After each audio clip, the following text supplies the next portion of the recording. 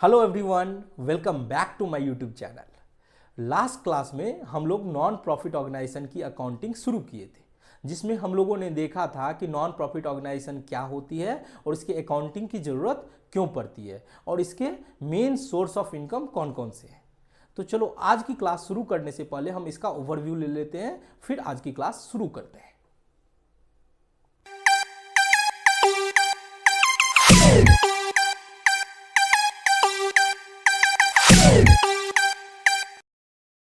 Non profit organisation किसे कहते हैं? नॉन प्रॉफिट ऑर्गेनाइजेशन वो ऑर्गेनाइजेशन होता है जो अपने मेंबर और सोसाइटी को सर्विस प्रोवाइड करता है और जिसका मेन ऑब्जेक्टिव प्रॉफिट अर्न करना नहीं। तो हमने देखा कि जो भी एक्टिविटीज होते हैं, एक तो प्रॉफिट के इंटेंशन से होते हैं, जिसके लिए बिजनेस होता है। बहुत सारे बिजनेस होते हैं प्रॉफिट के इंटेंशन से, और एक होता है जिसमें प्रॉफिट का इंटेंशन नहीं होता है बल्कि अपने सोसाइटी और मेंबर को सर्विस प्रोवाइड करना होता है। वो एनपीओ होता है जो कि सोशल, रिलीजियस, चैरिटेबल एक्टिविटीज में इन्वॉल्व होते हैं। तो इन दोनों की अकाउंटिंग जो है वो इक्वली इंपॉर्टेंट, क्योंकि आप प्रॉफिट भी कमाना चाहते हो तो भी आपको रुपये पैसा पे कंट्रोल जरूरी है। और अगर आप भले ही सोसाइटी को सर्विस प्रोवाइड करना है, प्रॉफिट नहीं कमाना है, बट सर्विस प्रोवाइड करने के लिए भी आपको पैसे की जरूरत है। इसीलिए आपको ये हिसाब रहना जरूरी है कि आपको कितना पैसा आ रहा है और कितना आप खर्चा कर रहे हो। अगर आप हिसाब किताब नहीं रखोगे तो आपको पता नहीं चल पाएगा कि कितना पैसा आ रहा है और कितना आप खर्च कर रहे हो। अगर आपके पास जितना पैसा आ रहा है उससे आप ज्यादा खर्च कर दोगे तो एक दो बार कर दोगे तो ठीक है, कहीं से लेके आपने खर्चा कर दिया और उसको मैनेज कर लिया, बट लॉन्ग टर्म तक आप सोसाइटी को सर्व नहीं कर सकते। इसीलिए नॉन प्रॉफिट ऑर्गेनाइजेशन में भी अकाउंटिंग की जरूरत होती है। तो अकाउंटिंग की जो शुरुआत होती है वो चाहे प्रॉफिट मोटिव बिजनेस हो चाहे नॉन प्रॉफिट हो, उसकी शुरुआत किससे होती है? वो जर्नल से होती है, उसके बाद लेजर प्रिपेयर होती है, उसके बाद ट्रायल बैलेंस बनता है। ये जो जर्नल, लेजर, ट्रायल बैलेंस है वो चाहे प्रॉफिट इंटेंशन से किया गया बिजनेस हो या नॉन प्रॉफिट ऑर्गेनाइजेशन हो, उन दोनों के लिए जर्नल, लेजर, ट्रायल बैलेंस बनाना कंपलसरी है।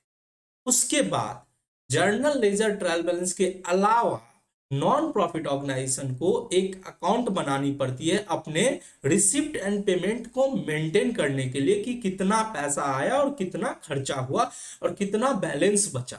उसके लिए उसको एक अलग से अकाउंट प्रिपेयर करनी होती है जिसको हम बोलते हैं रिसिप्ट एंड पेमेंट। आपको पता होगा कि प्रॉफिट मेकिंग बिजनेस में हम लोग रिसिप्ट एंड पेमेंट अकाउंट के बदले में हम लोग कैश बुक बनाते हैं। कैश बुक में हम लोग डेट वाइज जो भी पैसा आता है, जो भी खर्च होता है, उसका date wise, transaction wise record करते हैं। बट एनपीओ के रिसिप्ट एंड पेमेंट अकाउंट में हम ट्रांजेक्शन को डेट वाइज रिकॉर्ड नहीं करते, बल्कि जो नेचर के हिसाब से जो भी आइटम होता है उसका टोटल उस पर्टिकुलर पीरियड में रिकॉर्ड होता है कि उस पर्टिकुलर, जैसे कि कितना पैसा आया सब्सक्रिप्शन से, कितना आया डोनेशन से, तो पूरे पीरियड में कितना अमाउंट है उसको हम रिसिप्ट में रिकॉर्ड करते हैं। कितना खर्चा हुआ, सैलरी का कितना खर्चा है, रेंट का, नेचर वाइज जो खर्चा होता है उसका टोटल करके हम लोग दिखाते हैं। ठीक है। तो इसका मतलब क्या हुआ कि receipt and payment account date wise नहीं बनता। रिसिप्ट एंड पेमेंट अकाउंट एक पर्टिकुलर पीरियड के लिए बनता है। ठीक है। बट नेचर जो होता है, जैसे कैश बुक में सारे कैश और बैंक से रिलेटेड ट्रांजेक्शन होते हैं, उसी तरह से रिसिप्ट एंड पेमेंट अकाउंट में भी सारे कैश एंड बैंक से रिलेटेड ट्रांजेक्शन होते हैं, बट ट्रांजेक्शन वाइज नहीं होते, नेचर वाइज उस आइटम का टोटल हम उस पर्टिकुलर पीरियड में कितना पैसा आया कितना गया वो दिखाते हैं और बैलेंस बचता है। तो मैंने क्या बताया, जर्नल, लेजर, ट्रायल बैलेंस के अलावा नॉन प्रॉफिट ऑर्गेनाइजेशन को रिसिप्ट एंड पेमेंट अकाउंट तैयार किया। उसके बाद हम लोगों ने सीखा था कि फाइनल अकाउंट जो हम प्रिपेयर करते हैं वो प्रॉफिट मेकिंग बिजनेस में हम तीन अकाउंट करते हैं, ट्रेडिंग अकाउंट, पीएल अकाउंट और बैलेंस शीट। ट्रेडिंग और पीएल जो होता है वो बिजनेस के परफॉर्मेंस को मेजर करता है। ट्रेडिंग अकाउंट से हमें ग्रॉस प्रॉफिट का पता चलता था और प्रॉफिट एंड लॉस अकाउंट से क्या पता चलता था, नेट प्रॉफिट और नेट लॉस का। और बैलेंस शीट फिनेंशियल पोजीशन को बताता था कि कंपनी के पास कितनी एसेट है, कितनी liability. However non profit organisation में जो फाइनल अकाउंट प्रिपेयर होता है उसमें हम लोग प्रिपेयर करते हैं इनकम एंड एक्सपेंडिचर अकाउंट, जिससे हमें पता चले कि उस नॉन प्रॉफिट ऑर्गेनाइजेशन की जो फिनेंशियल परफॉर्मेंस है वो कैसी है। हमने खर्चा से अधिक इनकम कमाया है, दैट इज सरप्लस यानी excess of income over expenditure, या हमने खर्चे ज्यादा किए हैं इनकम से, that is deficit excess of expenditure over income. ठीक है। और फिनेंशियल पोजीशन को बताने के लिए बैलेंस शीट बना, मतलब receipt and payment account, income and expenditure account and balance sheet, ये तीनों तैयार किया जाता है नॉन प्रॉफिट ऑर्गेनाइजेशन के फाइनल अकाउंट। ठीक है। फिर हम लोगों ने चर्चा किया था कि नॉन प्रॉफिट ऑर्गेनाइजेशन के खर्चे नॉर्मल कोर्स ऑफ बिजनेस के जैसे ही होते हैं, जैसे बिजली के खर्चे, वाटर एक्सपेंसेस, सैलरी स्टाफ को देना, रेंट पे करना एटसेट्रा, डिप्रिसिएशन एसेट पे चार्ज करना एटसेट्रा। तो जो नॉर्मल कोर्स ऑफ बिजनेस में खर्चे होते हैं उसी टाइप के खर्चे आपको नॉन प्रॉफिट ऑर्गेनाइजेशन में मिलेंगे, और थोड़ा छोटे मोटे यूनिक खर्चे मिलेंगे जिसके बारे में हम आगे चलकर डिस्कस कर सकते हैं। हाउएवर इनकम के रिस्पेक्ट में नॉन प्रॉफिट ऑर्गेनाइजेशन के लिए बहुत सारे यूनिक इनकम है, जैसे कि subscription, entrance fee, donation, grant, life membership etcetera. ये सारे जो इनकम है ये नॉर्मल कोर्स ऑफ बिजनेस में इस इनकम को नहीं कमाया जा सकता है। कोई आप अगर आप अपने प्रॉफिट से बिजनेस के लिए बिजनेस कर रहे हो तो आपको कोई सब्सक्रिप्शन चंदा क्यों देगा, कोई आपको डोनेशन क्यों देगा? आपको डोनेशन और चंदा तभी मिलेगा जब सोसाइटी के लिए आप कुछ कर रहे हो, आप कुछ ऐसा काम कर रहे हो जिससे कि आम जनता को फायदा होगा, उनके मेंबर्स को फायदा होगा, तभी आपको कोई डोनेशन या सब्सक्रिप्शन या ग्रांट देगा। ठीक है।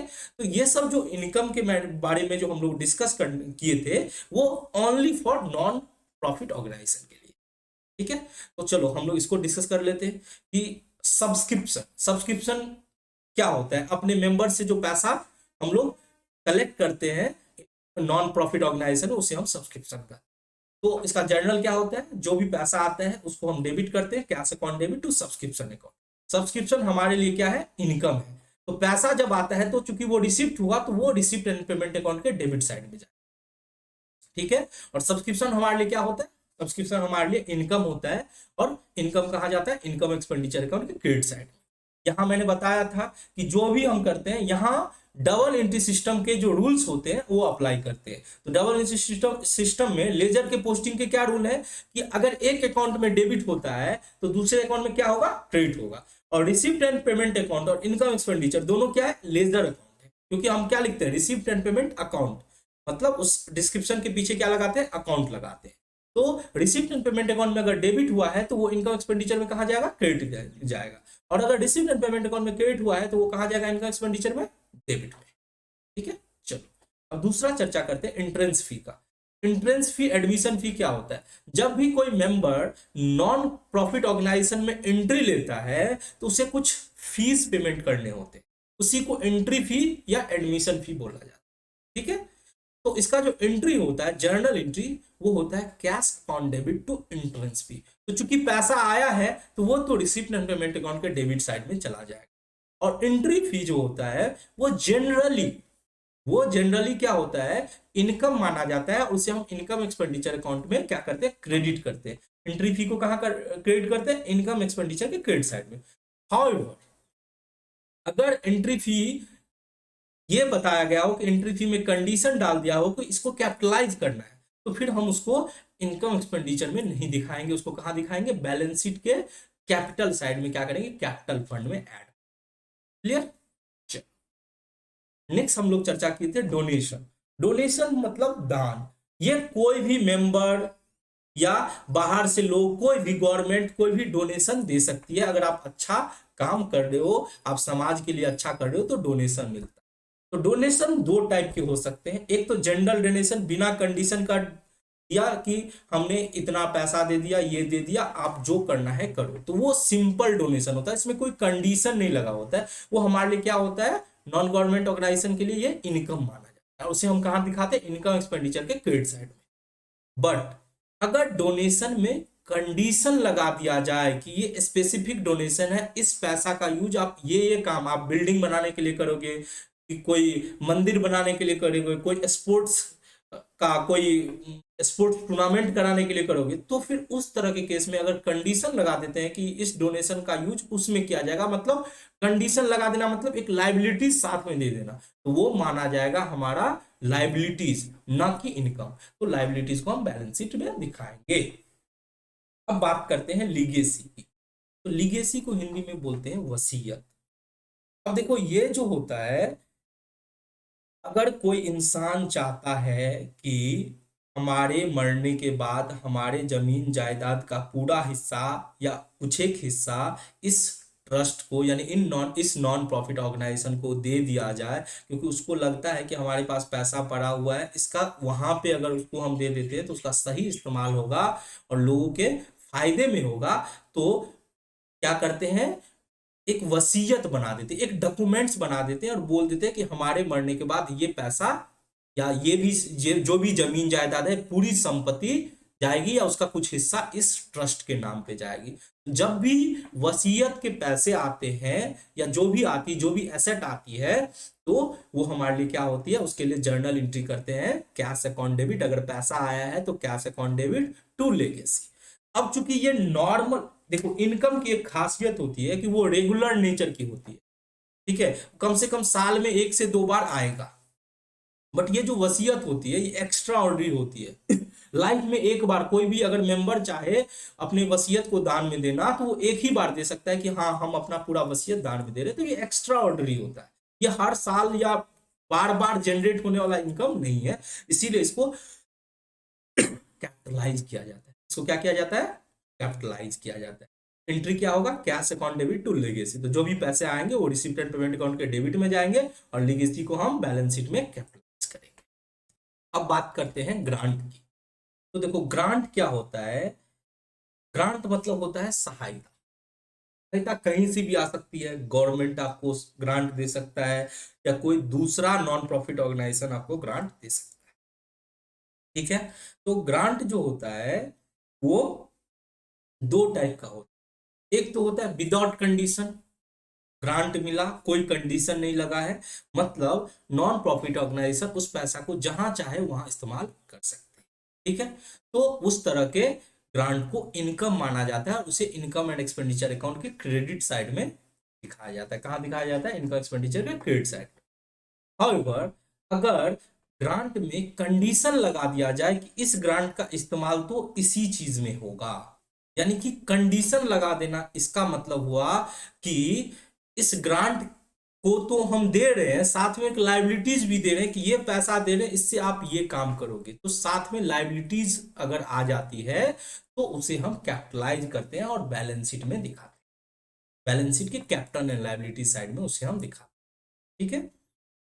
तो जनरल एंट्री क्या हुआ, cash account debit to grant account.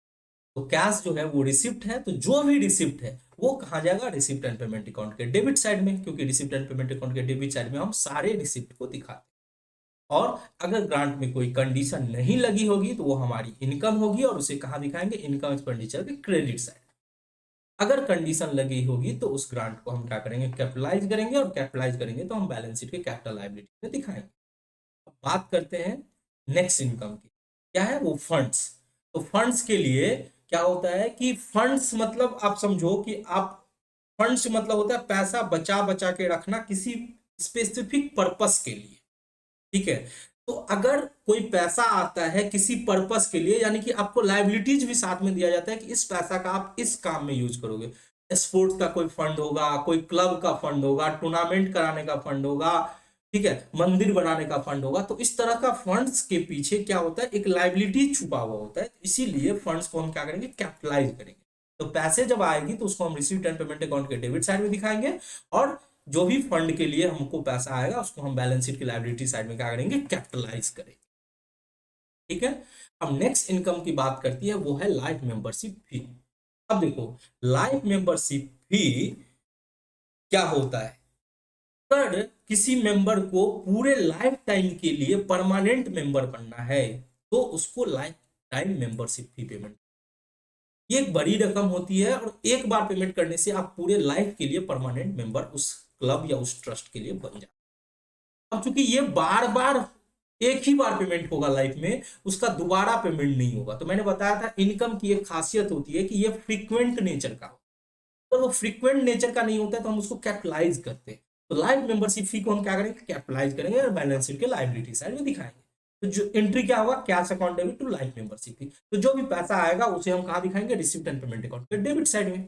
ठीक है, और लाइफ मेंबरशिप फी को क्या करेंगे, कैपिटलाइज करेंगे। क्यों करेंगे, क्योंकि ये लाइफ में एक ही बार आने वाला है, तो ये कैपिटल नेचर का है। ये किस नेचर का है, कैपिटल नेचर का। ध्यान रखना, मैंने आपको क्लास 11th में भी पढ़ाया था कि कोई भी इनकम या एक्सपेंसेस उसके दो नेचर होते हैं, एक रेवेन्यू नेचर और एक कैपिटल नेचर। देखो रेवेन्यू नेचर तभी हो सकते हैं जब वो फ्रीक्वेंट आता है, बार बार आता है, साल में एटलीस्ट 1 ईयर में एक बार तो जरूर आता है। ठीक है, और कैपिटलाइज कब करते हैं, जब लाइफ टाइम में एक बार, या मतलब क्या होते हैं, फ्रीक्वेंट नहीं आता, साल में हर साल नहीं आता। ठीक है, तो उसको हम कैपिटलाइज करते हैं। इसका आप क्लास 11th का मेरा प्लेलिस्ट में देखिएगा, कैपिटल एंड रेवेन्यू नेचर का एक अलग से एक वीडियो बना हुआ है। ठीक है, मैं डिस्क्रिप्शन में डाल दूंगा, ये जरूर देख लेना। ये आपको नॉन प्रॉफिट ऑर्गेनाइजेशन में बहुत हेल्प करेगी और मैंने बहुत डिटेल में पढ़ाया है। आधे से 1 घंटे की वीडियो है, उसको देख लेना, आपका कैपिटल और रेवेन्यू नेचर का कॉन्सेप्ट क्लियर हो जाएगा। और मैं गारंटी देता हूं कि अगर आपका कैपिटल और रेवेन्यू नेचर का कॉन्सेप्ट क्लियर हो गया तो आपको नॉन प्रॉफिट ऑर्गेनाइजेशन के अकाउंटिंग में कहीं भी दिक्कत नहीं आने वाली। हम बात करते हैं नेक्स्ट इनकम, मिसलेनियस रिसिप्ट, या कोई न्यूज़पेपर वगैरह बिक गया तो वो सब पैसा जो भी आता है उसको रिसिप्ट एंड पेमेंट अकाउंट के डेबिट साइड में दिखाते हैं, और उस इनकम को हम इनकम एक्सपेंडिचर के क्रेडिट साइड में दिखाते हैं। ठीक है, तो आई थिंक हम लोग बस इतना ही पढ़े थे लास्ट क्लास में। ठीक है, अब हम लोग आज की क्लास कंटिन्यू करते हैं। अकाउंट्स के लिए 2 कॉपी रखना, एक तो कॉन्सेप्ट बुक, दूसरा प्रैक्टिकल। ठीक है, यानी कि हम जो भी कॉन्सेप्ट लिखा रहे हैं, लास्ट क्लास में हमने सारा कॉन्सेप्ट लिखा है, अभी जो भी करा रहे हैं वो कॉन्सेप्ट है, थ्योरेटिकल कॉन्सेप्ट, जिसके हेल्प से आप प्रैक्टिकल क्वेश्चन कर सकते हो। और जब प्रैक्टिकल सॉल्व करोगे तो उसके लिए सेपरेट कॉपी रखना। यानी आपको कितने कॉपी रखने हैं, 2 कॉपी रखने हैं अकाउंट्स में। ठीक है, एक कॉन्सेप्ट के लिए, दूसरा प्रैक्टिकल। और याद रखना, कॉपी जो होना चाहिए वो लॉन्ग बुक होना चाहिए, यानी कि छोटा नहीं होना चाहिए, उसका लेंथ और विड्थ दोनों जो होना चाहिए वो उसका साइज बड़ा होना चाहिए। ठीक है, जिससे कि आपको हेल्प मिलेगी, नहीं तो आपको दिक्कत हो सकती है। देखो पहले क्या होता था कि स्टूडेंट प्रैक्टिकल क्वेश्चन पे ज्यादा फोकस करते थे, क्योंकि एग्जाम में ज्यादा प्रैक्टिकल क्वेश्चन होते हैं। बट आजकल क्या हो गया, ट्रेंड्स चेंज हो गए हैं। आज ज्यादा क्वेश्चन ऑब्जेक्टिव्स आते हैं, और ऑब्जेक्टिव क्वेश्चन तभी आप सही सॉल्व कर सकते हो जब आपके पूरे कॉन्सेप्ट क्लियर हो।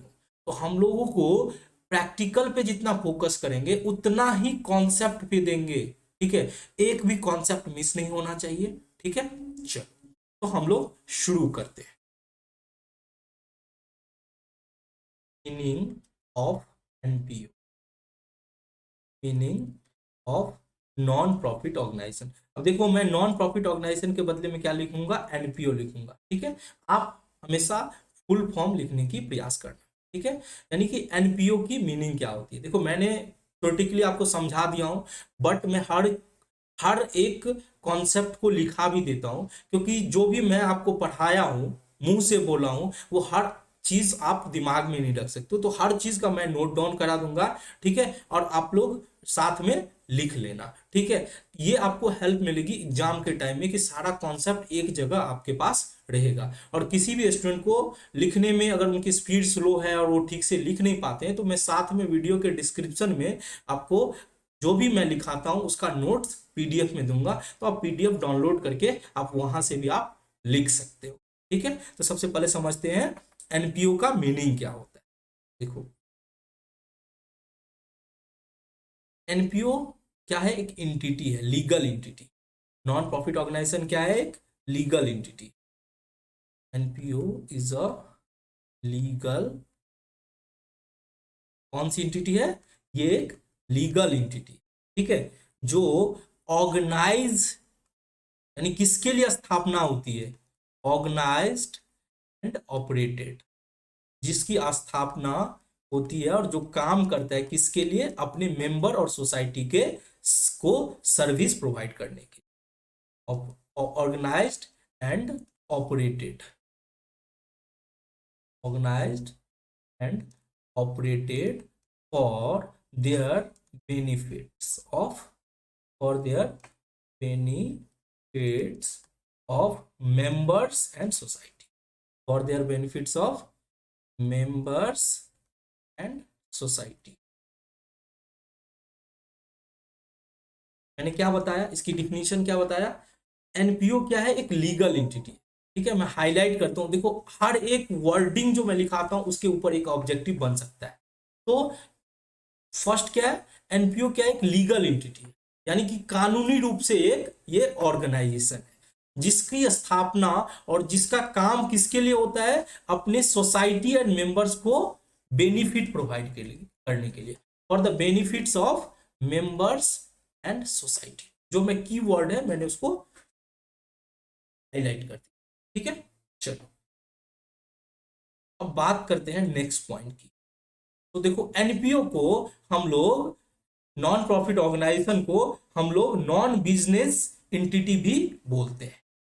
नॉन प्रॉफिट ऑर्गेनाइजेशन यानी जिसको मैं बोल रहा हूं NPO is also is also known as known as non business entity, non business, यानी नॉन प्रॉफिट ऑर्गेनाइजेशन को हम नॉन बिजनेस एंटिटी यानी कि गैर व्यापारिक संगठन भी, नॉन प्रॉफिट ऑर्गेनाइजेशन को हम नॉन बिजनेस एंटिटी भी। ठीक है, ये था दूसरा पॉइंट। बात करते हैं थर्ड पॉइंट। मेन ऑब्जेक्टिव जो एनपीओ का होता है वो प्रॉफिट कमाना नहीं होता। मेन ऑब्जेक्टिव क्या होता है? सर्व करना अपने member and society. Main objective, main objective, ये आप लोग नोट करते चलो।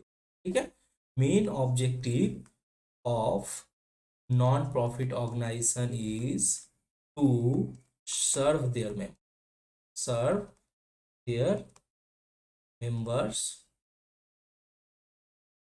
एंड सोसाइटी,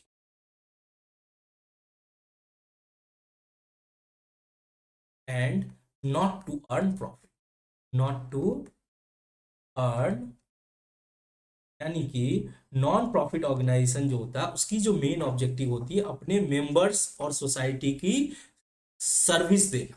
ठीक है, ना कि प्रॉफिट कमाना। उसके बाद हम लोग नेक्स्ट पॉइंट की बात करते हैं कि नॉन प्रॉफिट ऑर्गेनाइजेशन कभी भी अपने प्रॉफिट को मेंबर के बीच में बांट नहीं सकता। यानी कि non profit organisation can not, non profit organisation can not distribute, cannot distribute profits to its member। अब देखो आपके मन में ये सवाल आएगी सर प्रॉफिट कमाना ही नहीं है तो प्रॉफिट बांटने का सवाल कहां से आया? देखो भले ही हमको, मेरा ऑब्जेक्टिव प्रॉफिट कमाना नहीं है, बट ऐसा तो नहीं हो सकता ना कि हर साल मान के चलो मैंने एक एनपीओ शुरू की और हर साल जितना पैसा आएगा, जितना इनकम होगा, सारी की सारी खर्चा उसी साल कर देंगे। कुछ पैसा तो बच जाएगा। मान के चलो मैंने 100 करोड़ की इनकम की अपने एनपीओ में, नॉन प्रॉफिट ऑर्गेनाइजेशन में, बट मैं उस साल यूटिलाइज कर पाया ओनली 80 करोड़। तो 20 करोड़ की जो सरप्लस इनकम है वो तो प्रॉफिट कहलाएगी, जिसको कि हम नॉन प्रॉफिट ऑर्गेनाइजेशन में क्या बोलते हैं? Surplus amount. प्रॉफिट नहीं बोलते, सरप्लस बोलते हैं। तो वो सरप्लस मेंबर को नहीं बांट देना है। नॉर्मल बिजनेस में क्या होता है कि चलो प्रॉफिट हो गया, प्रॉफिट मेंबर के बीच में बांट दिया, यानी कि जो भी मालिक है वो प्रॉफिट निकाल सकता है। लेकिन जो भी प्रॉफिट बचेगा, यानी जो इनकम से, इनकम ज्यादा हुए खर्चे से, तो जो एक्सेस इनकम है वो मेंबर के बीच में नहीं बांटा जाएगा। But NPO can not distribute profit to its member. But क्या होता है कि उस पैसे को वो क्या करेगी? आगे यूटिलाइज करेगी इस नॉन प्रॉफिट ऑर्गेनाइजेशन में, यानी कि कैपिटल में क्या कर दिया जाएगा? ऐड कर दिया। But surplus, surplus added to capital fund, surplus को क्या किया जाएगा? ऐड कर दिया जाएगा, जोड़ दिया जाएगा कैपिटल। तो क्लियर हो गया यहां तक? हम लोगों ने क्या सीखा अभी तक? एनपीओ का मीनिंग, एनपीओ क्या है? एक लीगल एंटिटी, यानी कानूनी रूप से वो एक एंटिटी है जिसकी जिसकी स्थापना और ऑपरेशन, ऑर्गेनाइज्ड एंड ऑपरेटेड, यानी जिसकी स्थापना और उसका ऑपरेशन जो होता है वो अपने मेंबर और सोसाइटी की के बेनिफिट के लिए। ठीक है। एनपीओ को हम नॉन बिजनेस एंटिटी भी बोलते हैं, यानी कि गैर लाभकारी संगठन को हम बोल सकते हैं गैर व्यापारिक संगठन। ठीक है।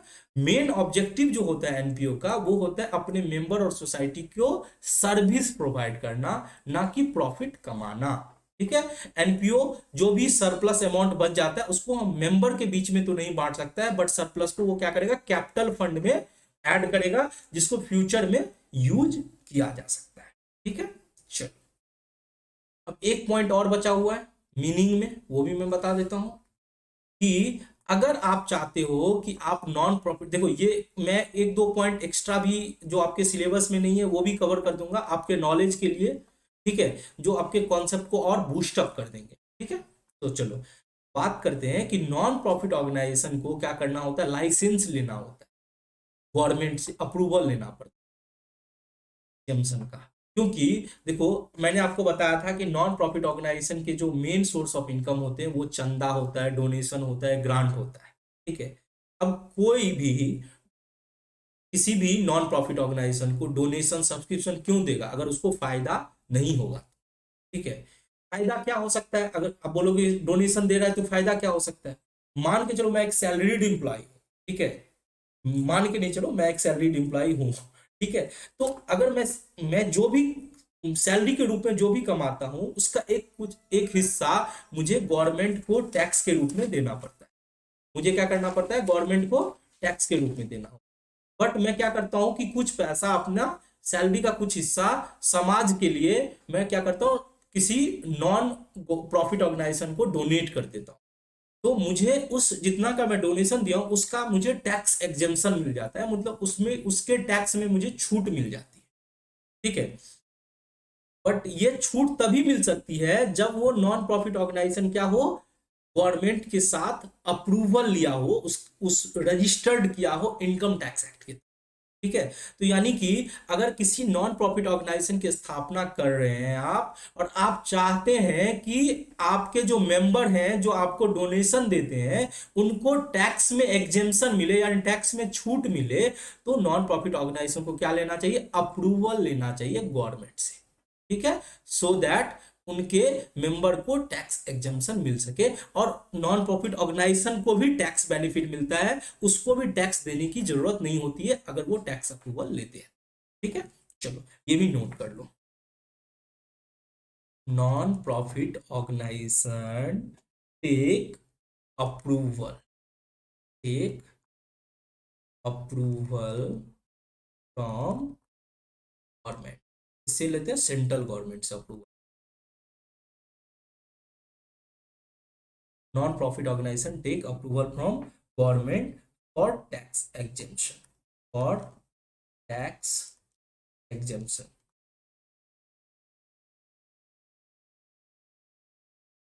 अब ये किस सेक्शन में लेते हैं ये भी मैं नोट करा देता हूं, आपको याद रखना हो तो याद रखना। तो जस्ट आप एक बार रीड भी कर लोगे ना तो आपके माइंड में क्लियर हो जाएगा, आप कुछ भी नया फील नहीं करोगे। ये होता है सेक्शन 12 ए।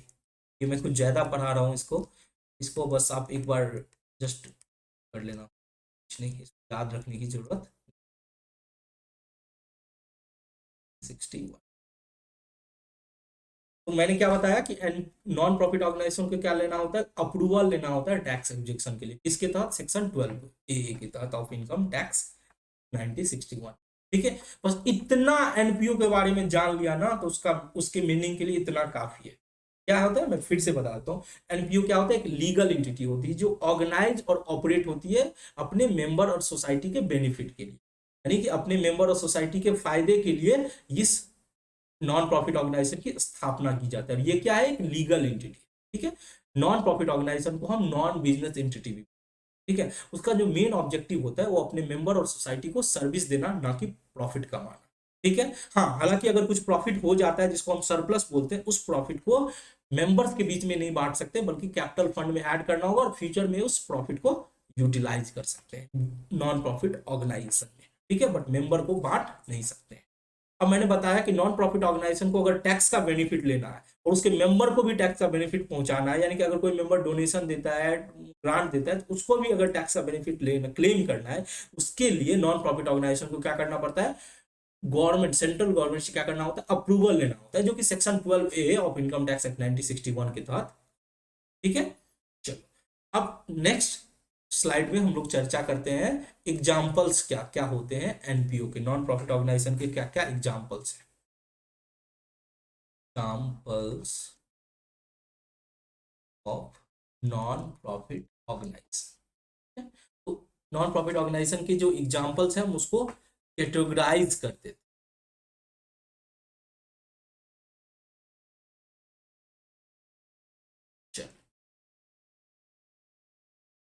एक तो हो सकता है हमारा एजुकेशनल इंस्टीट्यूशन, जो एजुकेशन के लिए, education free of cost education देना चाहते हैं, उतना ही लेना चाहते हैं जितना कि एक्चुअल खर्चा आता है। एजुकेशनल इंस्टीट्यूशन चाहते हैं कि सोसाइटी को service they in term of education, educational institution.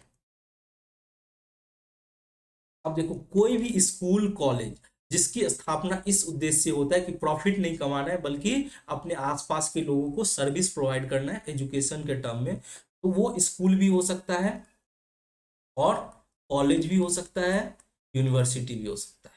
ठीक है। तो कोई भी स्कूल, कॉलेज और यूनिवर्सिटी, ठीक है, जिसका ऑब्जेक्ट जो होता है वो प्रॉफिट कमाना नहीं होता है, बल्कि एक्चुअल में एजुकेशन देना, बस समाज को शिक्षित देखना चाहता है, गरीब लोग भी आके पढ़ सके, उनके लिए अगर ऐसा कोई स्कूल, कॉलेज और यूनिवर्सिटी, ऐसा कोई ट्रस्ट के तहत अगर कोई स्कूल, कॉलेज होता है, तो वो नॉन प्रॉफिट ऑर्गेनाइजेशन के तहत होता है। बट ये मत समझ लेना कि सारा स्कूल नॉन प्रॉफिट ऑर्गेनाइजेशन के कैटेगरी में आएगा, क्योंकि अगर कोई प्राइवेट स्कूल जिसका मोटिव ही प्रॉफिट कमाना है, तो वो नॉन प्रॉफिट ऑर्गेनाइजेशन नहीं होगा। वही स्कूल और कॉलेज आएंगे जिसका मोटिव प्रॉफिट कमाना नहीं है। तो जितने भी आप प्राइवेट स्कूल्स देखते हैं, और सारे प्राइवेट स्कूल्स का मोटिव प्रॉफिट कमाना होता है। अब एक दो आपके आसपास में ऐसे भी स्कूल मिलेंगे जो कि ट्रस्ट के तहत होते हैं, जिनका ऑब्जेक्ट प्रॉफिट नहीं कमाना होता है, बट हाँ फिर भी फ्री ऑफ कॉस्ट वो एजुकेशन नहीं देती है, क्योंकि अगर फ्री ऑफ कॉस्ट देगी तो कितना दिन तक दे पाएगी। ठीक है, बस उतना ही पैसे चार्ज करती है जितना कि एक्चुअल में कॉस्ट लगते हैं, टीचर टीचर को सैलरी देना होता है, एडमिनिस्ट्रेटिव कॉस्ट होते हैं, तो उतना ही पैसे लेते हैं जितना कि उनको एक्चुअल में खर्चा होता है, उतना ही फीस चार्ज करते हैं से। तो वैसे इंस्टीट्यूशन जिसका ऑब्जेक्टिव प्रॉफिट कमाना नहीं होता है, बल्कि एक्चुअल एजुकेशन फील्ड में लोगों को सर्विस प्रोवाइड करना होता है, ठीक है, तो उस तरह की school, college, university non profit organisation की कैटेगरी में। ठीक है। चलो, अब दूसरा बात करते हैं रिलीजियस इंस्टीट्यूशन। एजुकेशन तो समझ गए, शिक्षा। अब देखो, मैं सारा का हिंदी में मीनिंग नहीं लिखा रहा हूं, ठीक है, बट हिंदी मीनिंग मैं सबका बता देता हूं। अगर किसी को भी, किसी भी स्टूडेंट को लगे कि सर इंग्लिश में बता रहे, हिंदी समझ में नहीं आ रहा है, तो आप क्या कर सकते हैं, पहला एफर्ट तो आप खुद से करोगे कि आपके पास मोबाइल है, तभी तो आप मेरा वीडियो देख रहे हो, तो आप मोबाइल से उस जो भी वर्ड मीनिंग, आपको जो भी वर्ड का मीनिंग नहीं आता, आप मोबाइल से डिक्शनरी में जाओगे, वर्ड खोज लोगे और उसका हिंदी आपको मिल जाएगा। अगर फिर भी आपको समझ में नहीं आता है, तो आप कमेंट्स करके बताना कि सर ये चीज समझ में नहीं आया, तो मैं नेक्स्ट क्लास में उसको चर्चा में ले लूंगा। ठीक है। चलो, अब बात करते हैं रिलीजियस इंस्टीट्यूशन। रिलीजियस इंस्टीट्यूशन यानी कि धार्मिक संस्थान, इसको हिंदी में क्या बोलते हैं, रिलीजियस इंस्टीट्यूशन को धार्मिक संस्थान, यानी कि ऐसा कोई धार्मिक संस्थान जिसका ऑब्जेक्ट प्रॉफिट कमाना नहीं है। तो इसमें आपको ज्यादातर जितने भी इंस्टीट्यूशन मिलेंगे उनका ऑब्जेक्ट प्रॉफिट कमाना नहीं हो सकता है। ठीक है, वो जनरली सोसाइटी को सर्विस देने के लिए, अपने मेंबर को सर्विस देने के लिए ही होते हैं। ठीक है, इसका एग्जाम्पल क्या हो सकता है, मंदिर हो सकता है। मंदिर, मंदिर को हम इंग्लिश में क्या बोलते हैं, टेम्पल। ठीक है, मैं इसको इंग्लिश में, टेम्पल, इसको हिंदी में क्या बोलते हैं, मंदिर। मॉस्क्यू क्या होता है, मस्जिद। ठीक है, चर्च, गिरजाघर, ये सब जो होते हैं, ये जनरली नॉन प्रॉफिट ऑर्गेनाइजेशन के कैटेगरी में आते हैं। ठीक है, अब बात करते हैं नेक्स्ट कैटेगरी की। ये सब मैं एग्जांपल दे रहा हूँ कैटेगरी का। ठीक है। स्पोर्ट्स, बहुत सारे आपको स्पोर्ट्स क्लब मिल जाएंगे, ठीक है, जो कि नॉन प्रॉफिट ऑब्जेक्टिव से खुले हुए होते हैं। जैसे कोई भी स्पोर्ट्स क्लब हो गया, ठीक है? कोई जिम हो गया, ठीक है।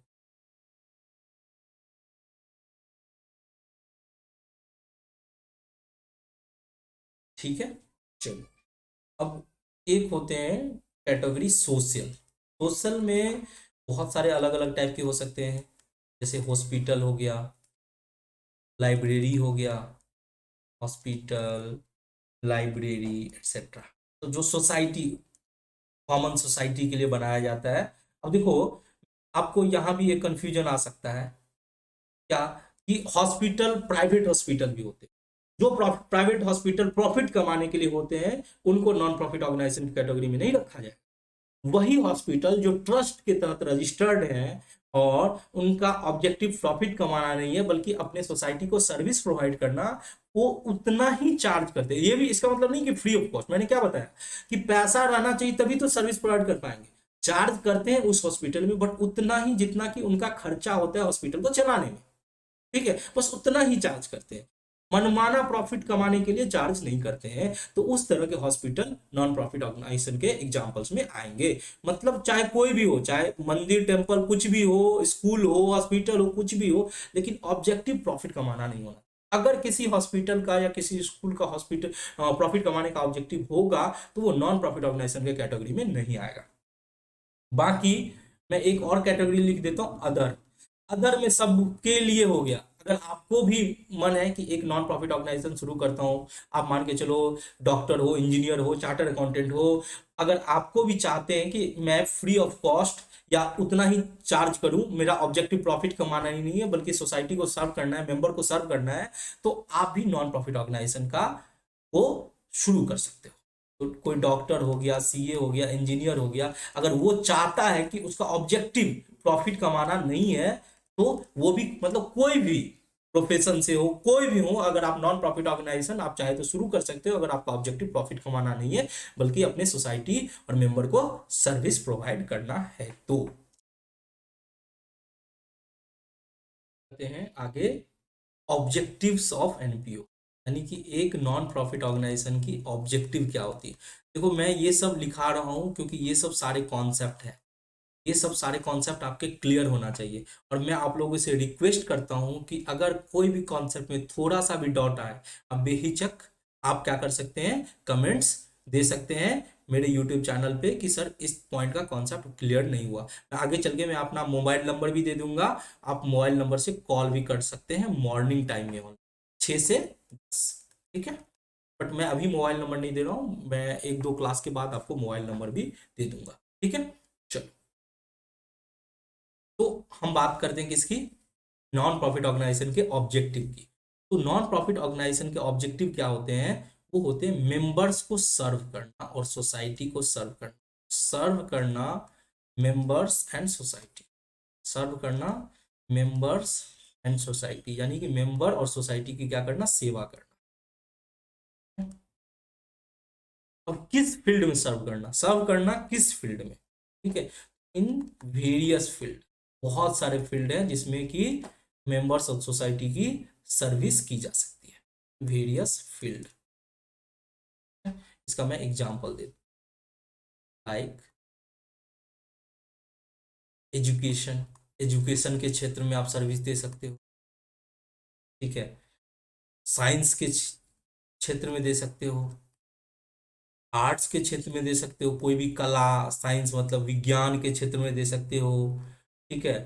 कल्चर के क्षेत्र में कोई सांस्कृतिक प्रोग्राम वगैरह इस तरह का कल्चर के क्षेत्र में दे सकते हो। रिलीजन, धर्म के क्षेत्र में आप दे सकते हो। तो बहुत सारे एरियाज हैं, मैं एटसेट्रा लिखा दे रहा हूँ, ठीक है? तो आपको ये की पॉइंट है जो आपको दिमाग में रखने हैं कि किस किस क्षेत्र में नॉन प्रॉफिट ऑर्गेनाइजेशन अपने मेंबर और सोसाइटी को सर्व कर सकती है। एक तो हुआ शिक्षा के क्षेत्र में, जिसको इंग्लिश में एजुकेशन बोलते हैं। विज्ञान के क्षेत्र में साइंस, आर्ट यानी कि कला के क्षेत्र में कल्चर। कल्चर, कल्चर आप समझते हो ना, कल्चर जो होता है, ये बोल सको साहित्य और जो रिलीजियस कल्चर होते हैं, बहुत ही अलग ट्रेडिशनल कल्चर होते हैं, डिफरेंट डिफरेंट टाइप के कल्चर हो सकते हैं रिलीजन के क्षेत्र में, एटसेट्रा। ठीक है, तो नॉन प्रॉफिट ऑर्गेनाइजेशन की ऑब्जेक्टिव क्या होती है? अपने मेंबर एंड सोसाइटी की क्या करना? सर्विस प्रोवाइड करना इन वेरियस फील्ड। ठीक है, नेक्स्ट बात करते हैं कि नॉन प्रॉफिट ऑर्गेनाइजेशन की विशेषता क्या है। विशेषता को इंग्लिश में क्या बोलते हैं? फीचर्स, या इसको हम बोल सकते हैं कैरेक्टरिस्टिक्स। क्या बोल सकते हैं? कैरेक्टरिस्टिक्स। ठीक है, यानी फीचर और कैरेक्टरिस्टिक्स ऑफ एनपीओ। ये मैंने बता ही दिया हूं, एक्सप्लेन कर दिया हूं, बस मैं इसको कुछ पॉइंट लिखा देता हूं। तो अगर आपके एग्जाम में कुछ आते हैं कॉन्सेप्ट वाइज, तो वो आपको पहले से क्लियर रहेंगे। ठीक है, अब फीचर्स और कैरेक्टरिस्टिक्स क्या हो सकते हैं एनपीओ, इसकी खास विशेषता क्या होता है? सबसे पहली विशेषता क्या है कि मेन जो ऑब्जेक्टिव है, यानी मेन जो एम है, मेन ऑब्जेक्टिव, मेन ऑब्जेक्टिव क्या है एनपीओ का? सर्व करना society. Main objective of NPO, ये पता ही था पहले से, बस मैं अलग से लिखा रहा हूं। Main objective of NPO is to serve their members and society, serve their members and society. Main objective क्या होता है? अपने मेंबर को सर्व करना और अपने सोसाइटी को सर्व करना। दूसरा ऑब्जेक्टिव क्या हो सकता है? दूसरा ऑब्जेक्टिव, सॉरी, दूसरा क्या हो सकता है फीचर? कि प्रॉफिट जो है उसका ऑब्जेक्टिव नहीं हो सकता है। प्रॉफिट जो होता है वो क्राइटेरिया नहीं है। Profit is not the criteria.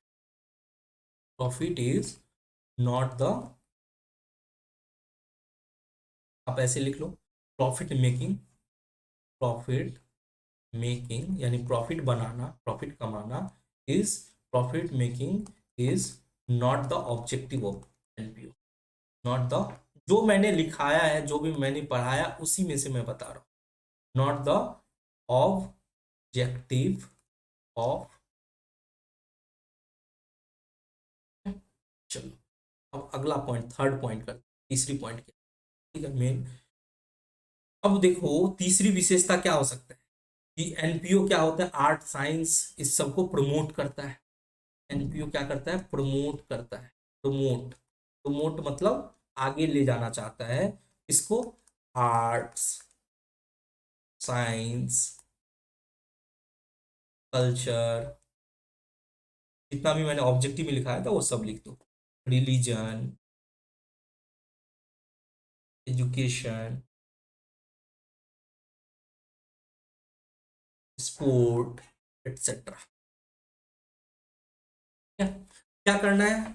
अब ये सोच रहे होंगे कि सर इतना लिखा रहा है, इसको याद करना है। बिल्कुल याद नहीं करना है। मैं इतना बार पढ़ाऊंगा ना अपने क्लास में, अगर आप मेरा YouTube क्लासेस रेगुलर कर रहे हैं तो आपको कहीं से भी पढ़ने की जरूरत नहीं है। मैं क्लासेस कराऊंगा, हर क्लास का रेगुलर रिवीजन दूंगा, और मैं जो भी पढ़ाता हूँ उसका रिवीजन का एक सेपरेट सीरीज दूंगा। ठीक है, जैसे मैंने लास्ट क्लास में जो पढ़ाया उसका मैं रिवाइज करा दिया, वो रिवीजन अलग से मिल सकता है, वो आपको उसका अलग से मैं प्लेलिस्ट बना दूंगा, सो दैट आप रोज 10-15 मिनट का रिवीजन, जो लास्ट क्लास में किए थे 10-15 मिनट का रिवीजन अलग से कर सकते हैं। ठीक है, उसके लिए आपको पूरी क्लास देखने की जरूरत नहीं पड़ेगी। मैं जो बस पढ़ा रहा हूं, मैं इतना बार आपको रिवाइज कराऊंगा कि आपको क्लास में सारी बात एक एक बात याद हो जाएगी, बशर्ते कि आप मेरा एक भी क्लास आप अगर मिस नहीं करेंगे तो। ठीक है, चलो अब बात करते हैं चौथा। तो मैंने अभी तक तीन बताया, तीन फीचर। मेन ऑब्जेक्टिव एनपीओ का क्या होता है? मेंबर और सोसाइटी को सर्विस प्रोवाइड करना। दूसरा, प्रॉफिट मेकिंग ऑब्जेक्टिव नहीं होता। तीसरा क्या होता है? नॉन प्रॉफिट ऑर्गेनाइजेशन प्रमोट करता है किसको? Art, science, culture, religion, education, sport, etcetera. ठीक है, चौथा। अब इसकी जो स्थापना होती है, स्थापना को इंग्लिश में क्या बोलते हैं? Stabilised. It's stabilise in the form of, किस फॉर्म में इसकी स्थापना होती है? या तो वो ट्रस्ट होता है या क्लब होता है। इन द फॉर्म ऑफ ट्रस्ट और क्लब। देखिए, आप लोग में से बहुत सारे स्टूडेंट जो हिंदी मीडियम से हैं उनको लग रहा होगा कि सर इंग्लिश लिखाते हैं बट हिंदी नहीं लिखाते। देखिए, मैं हिंदी लिखाऊंगा तो आपको हिंदी में पढ़ने की आदत हो जाएगी, और आगे चल के बिलीव कीजिए कि आपका कोई यूज नहीं है हिंदी में अकाउंटिंग का, क्योंकि अकाउंटिंग कभी हिंदी में हो ही नहीं सकता है। है। आगे चल के आपको कॉर्पोरेट में काम करना है, आपको जॉब करना है, इसके लिए आपको इंग्लिश को अडॉप्ट करना ही पड़ेगा। इसके लिए अभी जितना मेहनत करना है कर लो, ठीक है। बाद में अगर आप हिंदी में करते हो तो वो काम नहीं आने वाले हैं, फिर से आपको सेम चीज वापस पढ़नी पड़ेगी, ठीक है। इसीलिए मैं अभी से बोल रहा हूँ। हाँ, मैं जितना हेल्प हो सकता है वो जरूर करूंगा कि हर चीज को मैं हिंदी में समझाने की कोशिश करूँ, ठीक है। चलो, तो मैंने क्या बताया, it's stabilise in the form of trust और क्लब, यानी कि इसकी जैसे इस ये वर्ड थोड़ा मुझे टेक्निकल लगा तो मैं इसको हिंदी में लिख देता हूँ कि इस स्टेबलाइज का मतलब होता है स्थापना, यानी कि एनपीओ की जो स्थापना होती है, इसको जो बनाया जाता है, या तो ट्रस्ट के फॉर्म में बनाया जा सकता है या क्लब के फॉर्म में बना सकता है। ट्रस्ट और क्लब की कोई हिंदी नहीं होती, अब समझ लो, या तो वो ट्रस्ट हो सकता है या क्लब हो सकता है, यानी कि कोई भी एनपीओ ट्रस्ट के फॉर्म में हो सकता है और क्लब के फॉर्म में हो सकता है, ठीक है। चलो, अब बात करते हैं मेजर सोर्स ऑफ फंड, यानी मेजर सोर्स ऑफ इनकम। ये मैंने ऑलरेडी लिखा दिया है, बस मैं नाम लिखा देता हूँ। मेजर सोर्स ऑफ फंड क्या हो सकता है, मेजर सोर्स ऑफ फंड्स, तो देखो मेजर सोर्स ऑफ फंड क्या हो सकते हैं एक एनपीओ के। सब्सक्रिप्शन हो सकता है, सब्सक्रिप्शन को हिंदी में क्या बोलते हैं, चंदा। सब्सक्रिप्शन मतलब चंदा, अपने मेंबर से चंदा लेना, ठीक है। डोनेशन, ग्रांट, बहुत सारा लिखा है, लाइफ मेंबरशिप एक्सेट्रा, तीन चार लिख दे, ठीक है। तो मेन सोर्स ऑफ इनकम क्या हुआ, सब्सक्रिप्शन, डोनेशन, ग्रांट एक्सेट्रा, ठीक है। तो टोटल मैंने 5 पॉइंट बताए, एक पॉइंट और है जो बता देता हूँ, ठीक है? अब इसकी फिनेंशियल स्टेटमेंट में क्या क्या कवर होते हैं, financial statement of an financial statements of non profit organization. देखो financial statement of non profit organisation में क्या क्या इंक्लूड होते हैं, इंक्लूड्स क्या क्या होते हैं। देखो मैं यहाँ पे रिसिप्ट एंड पेमेंट को भी फिनेंशियल स्टेटमेंट का पार्ट ले रहा हूँ, क्योंकि वो भी आप मान सकते हो कि ये भी एक रिसिप्ट एंड पेमेंट अकाउंट का पार्ट होता है, क्योंकि एनपीओ में रिसिप्ट एंड पेमेंट अकाउंट बहुत ही इंपॉर्टेंट रोल निभाता है, ठीक है। बट टेक्निकल लैंग्वेज में बोले तो receipt and payment account financial statement नहीं है, बट फिर भी मैं इंक्लूड कर रहा हूँ।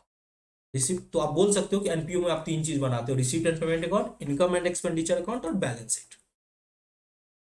रिसिप्ट एंड पेमेंट्स अकाउंट, जिसको हिंदी में प्राप्ति और भुगतान खाता बोलते हैं, income and expenditure account, income and expenditure account, तीसरा क्या होता है, बैलेंस शीट। तो तीन फिनेंशियल स्टेटमेंट होते हैं एनपीओ, बैलेंस शीट, चलो। तो ये सारी विशेषता थी। हाँ, एक मैं मिस कर दिया, मैं इसको भी लिखा दूं, एनपीओ की एक विशेषता और है, वो ये है कि वैसे मैं ये लिखा चुका हूं कि जो भी आपका सरप्लस होता है, excess of revenue over expenditure, यानी कि जो भी एक्सेस रेवेन्यू होता है उसको आप मेंबर के बीच में बांट नहीं सकते हो, उसको कैपिटल फंड में ऐड करना होता है, मैं बता चुका हूं। फिर भी मैं ये एक विशेषता है इसीलिए मैं यहाँ पे लिखा रहा हूँ, excess of revenue over expenditure, excess of revenue over expenditure, जिसको हम लोग क्या बोलते हैं, सरप्लस बोलते हैं, क्या बोलते हैं, सरप्लस, ठीक है। जो भी सरप्लस अमाउंट होती है उसको डिस्ट्रीब्यूट नहीं किया जा सकता, can not be distributed to its member, यानी कि जो भी पैसा, जो भी इनकम ज्यादा हुआ है खर्चे से, यानी कि साल भर में इतना 100 इनकम हुआ और 80 खर्चे किए, तो 20 का जो सरप्लस है उसको ऐसा नहीं कि चलो 20 रुपया फायदा हुआ है बांट देते हैं मेंबर के बीच में, मेंबर के बीच में नहीं बांट सकते, इसको आगे चल के खर्चा करना होगा। अब ऐसा नहीं है कि हम 10 मेंबर मिलके इस नॉन प्रॉफिट ऑर्गेनाइजेशन को किए तो जो भी प्रॉफिट होगा हम आपस में बांट लेंगे, ऐसा नहीं कर सकते हैं। इसको जो भी कमाए हैं उसको उसको उसी नॉन प्रॉफिट ऑर्गेनाइजेशन में खर्चे करने होंगे। तो मैं क्या बोल रहा हूँ, excess of revenue expenditure can not be distributed to its member, इसको हम बांट नहीं सकते, can not be distributed to its member, to its पर, ठीक है। बट क्या करते हैं, हम कैपिटल में ऐड कर देते हैं, but added in capital fund, क्या करते हैं कैपिटल फंड में क्या कर देते हैं, ऐड कर देते, added in capital fund of organisation. अब देखो ये चीज हो सकता है कि आपको समझने में दिक्कत हो, तो इसको मैं एक एग्जांपल के थ्रू थोड़ा सा समझा देने की कोशिश करता हूँ।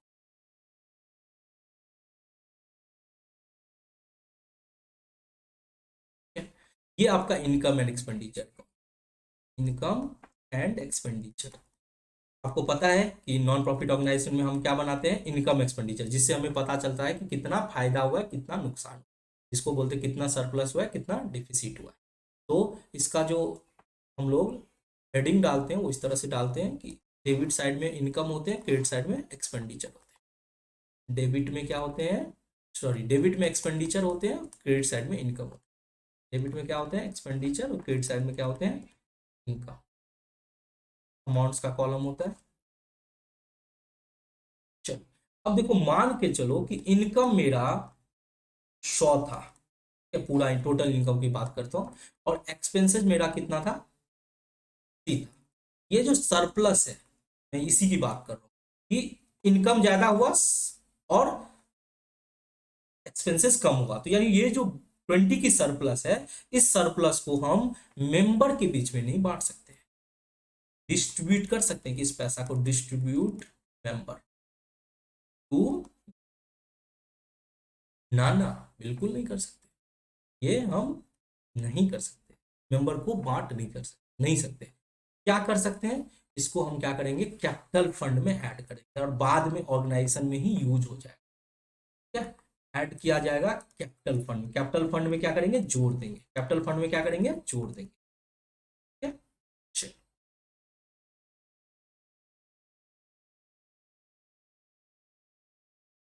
तो मैंने क्या बताया अभी तक फीचर्स में, मैंने बताया कि मेन ऑब्जेक्टिव जो एनपीओ का होता है वो अपने मेंबर सोसाइटी को सर्विस प्रोवाइड करना होता है। ठीक है, उसके बाद क्या होता है, प्रॉफिट मेकिंग जो है एनपीओ का ऑब्जेक्टिव नहीं होता। एनपीओ जो है art science culture religion education sport etcetera को प्रमोट करता है। ठीक है, और इसकी स्थापना जो होती है ट्रस्ट और क्लब के फॉर्म में होती है, और इसके मेन सोर्स ऑफ जो फंड है वो है subscription donation grant etcetera. Financial statement जो होते हैं एनपीओ के, इसमें क्या क्या आते हैं, रिसिप्ट एंड पेमेंट अकाउंट आते हैं, इनकम एक्सपेंडिचर आते हैं, बैलेंस शीट आते हैं। और उसके बाद मैंने बताया कि जो भी एक्सेस होगा रेवेन्यू का ओवर द एक्सपेंडिचर, जिसको हम सरप्लस बोलते हैं, उसको मेंबर के बीच में बांट नहीं सकते हैं, बल्कि इसको क्या करते हैं कैपिटल फंड में जोड़ देते हैं, और उसको फ्यूचर में ऑर्गेनाइजेशन में इस्तेमाल किया जाता है।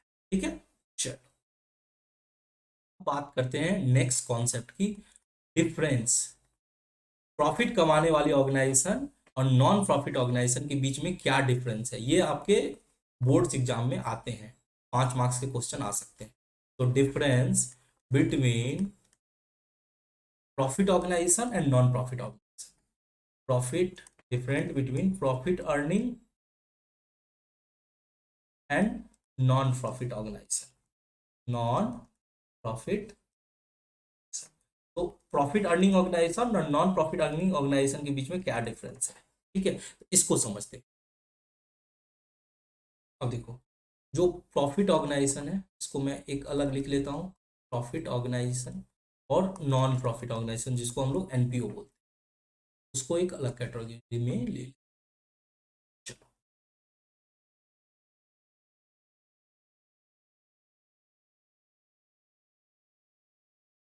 बीच में एक लकीर दे दिया, इसको थोड़ा सा मैं आगे इसको बेसिस कर दे। चलो तो बेसिस किस बेसिस पे आप डिफरेंस कर रहे हो वो दे दो, और ये प्रॉफिट ऑर्गेनाइजेशन ये नॉन प्रॉफिट ऑर्गेनाइजेशन। ठीक है, बीच में इसको मैंने ऊपर में डाला इसको नीचे में। तो चलो सबसे पहले तो ऑब्जेक्टिव के बेसिस पे अंतर ढूंढते हैं। अरे भाई साहब, प्रॉफिट ऑर्गेनाइजेशन का ऑब्जेक्टिव क्या है, प्रॉफिट कमाना, प्रॉफिट अर्न करना, क्या करना अर्न करना प्रॉफिट। और नॉन प्रॉफिट ऑर्गेनाइजेशन का ऑब्जेक्टिव क्या है, सर्विस प्रोवाइड करना अपने मेंबर और सोसाइटी, service to its members, service to its member and society. Clear है? अब इसके फंड जो होते हैं, इसके फंड जो होते हैं, इसके फंड में इसका जो बैलेंस होता है इसको हम कैपिटल बोलते हैं। इसको क्या बोलते हैं? कैपिटल। और यहाँ पे जो नॉन प्रॉफिट ऑर्गेनाइजेशन के फंड होते हैं उसको कैपिटल फंड बोला जाता है, कैपिटल फंड बोला जाता है। ठीक है? अब देखो रिजल्ट की बात करते हैं, तो जो फिनेंशियल रिजल्ट होता है वो यहाँ पे किससे निकलता है? नेट प्रॉफिट और लॉस से। या तो नेट प्रॉफिट हो सकता है या नेट लॉस हो सकता है। तो प्रॉफिट मेकिंग बिजनेस है, जो जो ऑर्गेनाइजेशन जो बिजनेस प्रॉफिट ऑब्जेक्टिव से कमा रही है उसका या तो प्रॉफिट हो सकता है या लॉस हो सकता है। बट नॉन प्रॉफिट ऑर्गेनाइजेशन का क्या होगा? या तो सरप्लस हो सकता है या फिर क्या हो सकता है? डिफिसिट हो सकता है। या तो सरप्लस हो सकता है या फिर डिफिसिट हो सकता है। अब मैंने 4 पॉइंट दिया, चौथा पॉइंट है फाइनल अकाउंट। फाइनल अकाउंट में इसके क्या बनते हैं? ट्रेडिंग अकाउंट बनते हैं, फिर प्रॉफिट एंड लॉस अकाउंट बनते हैं, एंड बैलेंसिंग। प्रॉफिट ये आप क्लास 11th में पढ़े होंगे। 3 अकाउंट बनते हैं, ट्रेडिंग अकाउंट, पीएल अकाउंट और बैलेंस शीट। ठीक है? बट नॉन प्रॉफिट ऑर्गेनाइजेशन के फाइनल अकाउंट में क्या बनते हैं? Receipt and payment account, receipt and payment account, income and expenditure account, income and expenditure account, और तीसरा शीट। क्लियर हो गया? तो 4 मेन डिफरेंस थे प्रॉफिट ऑर्गेनाइजेशन का। अगर डिफरेंस कोई पूछे कि प्रॉफिट अर्निंग और नॉन प्रॉफिट ऑर्गेनाइजेशन के बीच में क्या डिफरेंस है, तो मेजर जो डिफरेंस है वो 4 है। प्रॉफिट ऑर्गेनाइजेशन का ऑब्जेक्टिव अर्न करना प्रॉफिट, नॉन प्रॉफिट ऑर्गेनाइजेशन का ऑब्जेक्टिव सर्विस करना, प्रोवाइड करना अपने मेंबर और सोसाइटी का। प्रॉफिट ऑर्गेनाइजेशन के फंड्स को हम कैपिटल बोलते हैं, नॉन प्रॉफिट ऑर्गेनाइजेशन के फंड को कैपिटल फंड बोलते हैं। प्रॉफिट ऑर्गेनाइजेशन का जो रिजल्ट होता है वो नॉट प्रॉफिट और नॉट लॉस से होता है, और नॉन प्रॉफिट ऑर्गेनाइजेशन का रिजल्ट जो होता है या तो सरप्लस हो सकता है या डिफिसिट हो सकता है। फिर प्रॉफिट ऑर्गेनाइजेशन का फाइनल अकाउंट में हम ट्रेडिंग अकाउंट, पीएल अकाउंट और बैलेंस शीट बनाते हैं, जबकि नॉन प्रॉफिट ऑर्गेनाइजेशन के फाइनल अकाउंट में received and payment account, income expenditure account और बैलेंस शीट बनाते हैं। ठीक है? तो हम लोगों ने नॉन प्रॉफिट ऑर्गेनाइजेशन के सारे जो बेसिक कॉन्सेप्ट थे, ठीक है, जो क्या होते हैं, इसकी ऑब्जेक्टिव क्या है, इसकी विशेषता क्या है, ये सब सारे हम लोगों ने आज क्लियर कर लिया। कल मैंने शुरू किया था, आज मैंने फिनिश कर दिया। अब नेक्स्ट क्लास में हम लोग क्या करेंगे? इसकी अकाउंटिंग पे चर्चा करेंगे कि अकाउंटिंग कैसे होती है। ठीक है? ये पूरा डिटेल क्लास है। मैं उम्मीद करता हूं कि मैं जो भी कॉन्सेप्ट आप लोगों को पढ़ा रहा हूं वो आप लोगों को अच्छे से समझ में आ रहा होगा। और एक मैं रिक्वेस्ट करता हूं कि ये कि जो भी स्टूडेंट आप मेरा वीडियोस लेक्चर देख रहे हैं, आप कमेंट करके जरूर बताइएगा, जिससे हमको मुझे पता चल पाएगा कि मेरे कितने सारे स्टूडेंट मेरे वीडियोस को देखते हैं। ठीक है? चलो, तो आज के लिए बस इतना ही, फिर मिलते हैं नेक्स्ट क्लास में। तब तक के लिए जय हिंद।